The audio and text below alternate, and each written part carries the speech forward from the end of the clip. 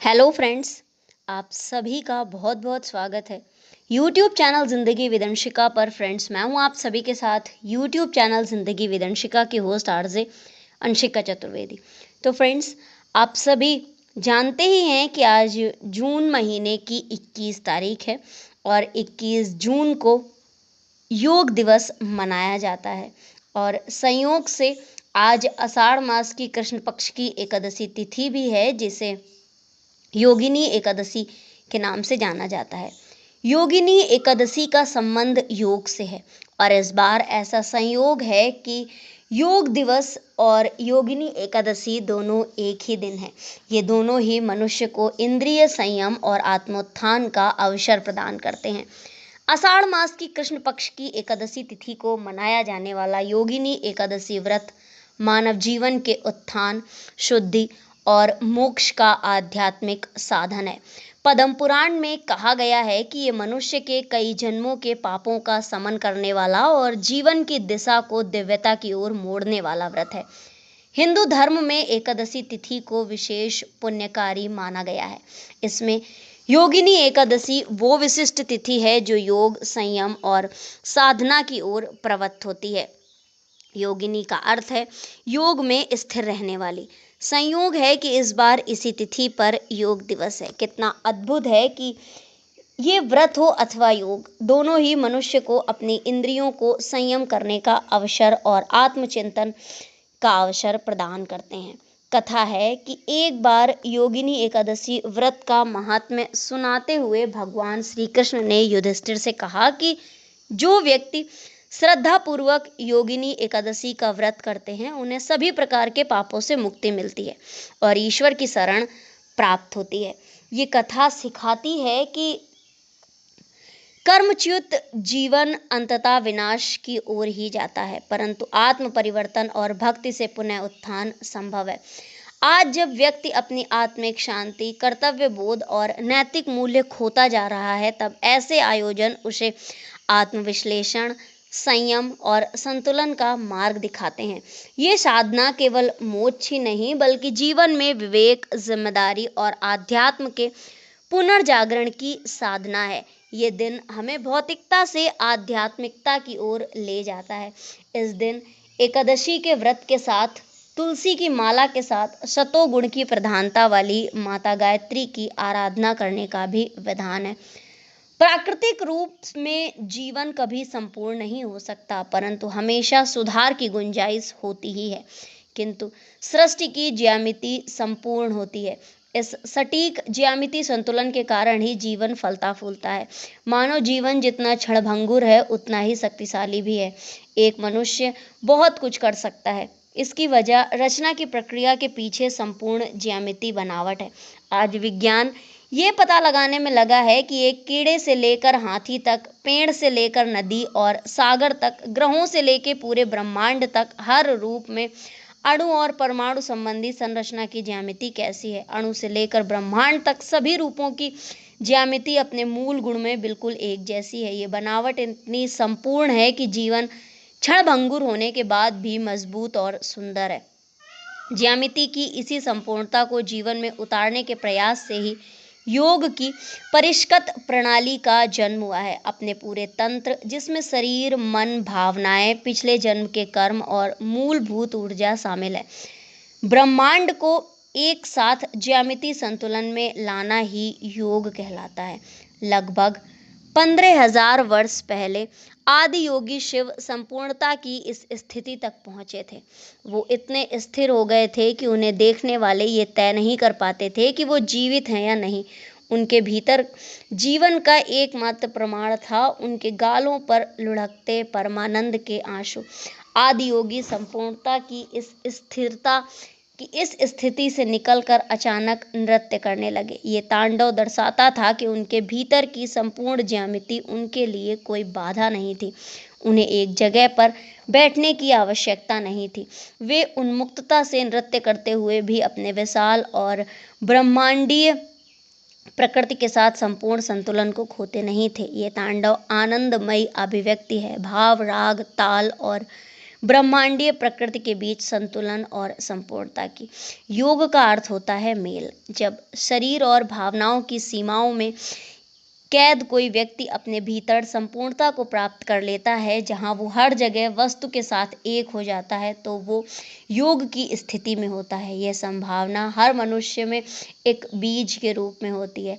अगर आप प्रयास करें तो अपने भीतर ब्रह्मांड को महसूस कर सकते हैं। योग की इस अवस्था को लेकर अनेक कहानियां प्रचलित हैं, जैसे यशोदा का कृष्ण के मुंह में ब्रह्मांड को देखना, या पूरे ब्रह्मांड को विश्व को शिव के शरीर के रूप में देखना। योग की अवस्था का मतलब सिर के बल या एक पांव पर खड़े होना नहीं, मेल या मिलन की स्थिति में होना है। ज्यामिति की ये पूर्णता पाई जा सकती है बुद्धि से, भावना से, ऊर्जा से, कार्य की शुद्धता से और सबसे बढ़कर भक्ति से। ये सब उन्मुक्तता की स्थिति तक आने के उपकरण हैं। जब आप अपने व्यक्तित्व को छोड़ देते हैं तो आप शेष ब्रह्मांड के साथ मिलन की स्थिति में होते हैं। संपूर्णता की भावना बढ़ जाती है और जब व्यक्ति मिलन की प्रतीति करता है, ये चाह भावनात्मक प्रेम या करुणा के रूप में व्यक्त हो, तो उसे सफलता, विजय आदि कहा जाता है। योग किसी के विरुद्ध नहीं होता, सिवाय अयोग्यता के। हम मानव पृथ्वी पर विकास के शिखर पर रहे हैं, इसलिए हमसे थोड़ी बुद्धि और निपुणता से काम करने की उम्मीद की जाती है। इसी के साथ ही फ्रेंड्स, विकारों और जटिलताओं से जूझ रहे विश्व को भारत का उपहार है योग। अनेक अध्ययनों से ये सिद्ध हुआ है कि स्वस्थ और खुशहाल जीवन के लिए ये एक अनिवार्य आवश्यकता है। योग को क्यों बनना चाहिए जीवन शैली का अभिन्न अंग, किस तरह योग बढ़ रहा है जीवन के संजोग। अंतर्राष्ट्रीय योग दिवस है आज। सुकून और शांति की खोज के लिए पहाड़ों में भीड़ बढ़ रही है। प्रकृति के बीच रहकर भी उसकी निकटता महसूस नहीं हो पाती। विचारों का टकराव भीतर भी है और बाहर भी। आधुनिक सुख सुविधाओं के बाद भी खुशी नहीं मिल रही है। निरंतर एक बेतहासा दौड़ ने बर्नआउट, मानसिक थकान व बेचैनी बढ़ा दी है। ऐसे में एक सहज समाधान हो सकता है योग। इसके लिए भारी भरकम प्रयासों की जरूरत नहीं, बल्कि ठोस संकल्प चाहिए। इसलिए योग दिवस से बेहतर दिन कोई और हो ही नहीं सकता। आइए वर्तमान जीवन की दिशा बदलें, एक स्वस्थ, सचेत और उद्देश्यपूर्ण जीवन की ओर मिट जाएं। एक स्वस्थ मन में स्वस्थ शरीर का वास होता है। ये एक कहावत नहीं, बल्कि योग का सार है। विचारों की स्पष्टता, आंतरिक स्वतंत्रता, संतोष महसूस करना स्वस्थ जीवन का आधार है। आज ये दुर्लभ होता जा रहा है। हर वक्त दबाव महसूस करना, एकाग्रता बनाए रखने के लिए जूझते रहना या चुनौती सामने देखते ही घबरा जाना, ये सब तनावपूर्ण जीवन शैली के संकेत हैं। वास्तव में ऐसे लोगों का सिंपैथेटिक व पैरासिम्पैथेटिक नर्वस सिस्टम सही तरीके से काम नहीं करता। योग इसमें बड़ी मदद कर सकता है। इसमें आपात स्थितियों से उपजने वाली परिस्थितियों में हृदय गति संतुलित रहती है, पाचन तंत्र सही रहता है। तनावपूर्ण स्थितियों में भी आप उचित प्रतिक्रिया देने में सक्षम हो पाते हैं। बता दें कि योग अभ्यास से न्यूरोट्रांसमीटर्स और गाबा, सेरोटोनिन और डोपामाइन हार्मोन शरीर में संतुलित मात्रा में बनाए रखने में भी मदद मिलती है। इन हार्मोन को प्राकृतिक रूप से शरीर में मौजूद एंटी डिप्रेशन दवाइयाँ भी कहा जाता है। योग से मेलाटोनिन हार्मोन का स्तर बेहतर होता है, जो कि गुणवत्तापूर्ण नींद बहुत ज़रूरी है। प्रकृति और इंसान का स्वाभाविक रिश्ता है। इस अनिवार्य संबंध पर आधुनिकता ने तीव्र प्रहार किया है। योग इस संबंध को बेहतर करने के लिए है कि नियमित योग से प्रकृति के निकट महसूस कर सकते हैं, जैसे आकाश को निहारना, बादलों की अटखेलियां हो या नदी का कलकल करना, पानी की पारदर्शिता हो या खाने का स्वाद, आप सचमुच उसका आनंद महसूस कर पाते हैं। पहले जो अनिद्रा या ऊर्जा की कमी महसूस होती रही है, वो धीरे धीरे गायब हो जाती है।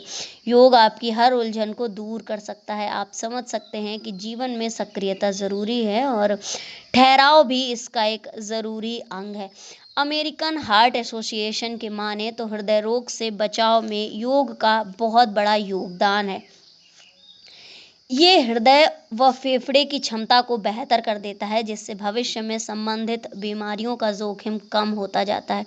हालांकि इस समय दुनिया कई समस्याओं से जूझ रही है, पर्यावरण से जुड़ी आपदाएं हों या सामाजिक या वैश्विक टकराव, इस समय योग की अनिवार्यता निरंतर बढ़ गई है। इसके लिए हमें पहल करनी होगी। छोटी उम्र से ही बच्चों को इस ओर प्रेरित करना होगा, चाहे वो घर पर रहकर करें या योग स्टूडियो में। योग आपके जीवन का ज़रूरी हिस्सा बनना चाहिए।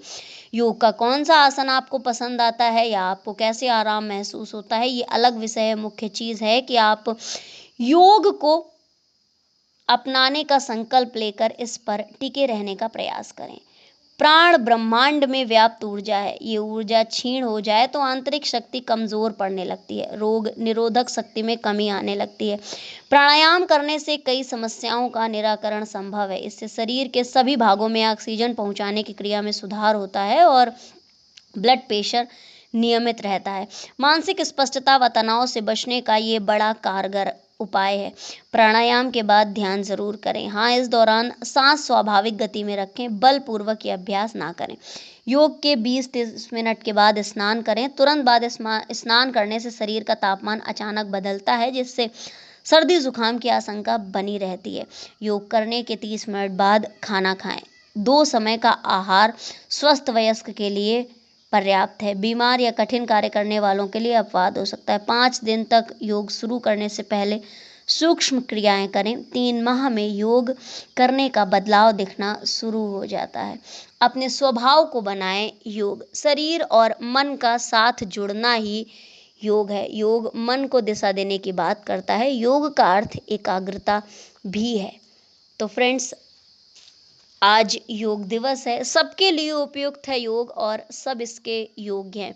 इसके लिए किसी विशेष तैयारी की ज़रूरत नहीं है। कोई समस्या है तो योग करने से पूर्व किसी विशेषज्ञ से सलाह ले लें या राय ले लें। तो फ्रेंड्स, बस इतना सा था ये आज का वीडियो योगिनी एकादशी को लेकर और विश्व योग दिवस पर। तो फ्रेंड्स, इसी तरह से मैं लेकर आती रहूँगी अपने यूट्यूब चैनल ज़िंदगी विदंशिका पर और भी ढेर सारे वीडियोस। तो देखते रहें मेरा यूट्यूब चैनल ज़िंदगी विदंशिका। Thank you so much. Thanks for watching and thanks for supporting. Bye bye and take care.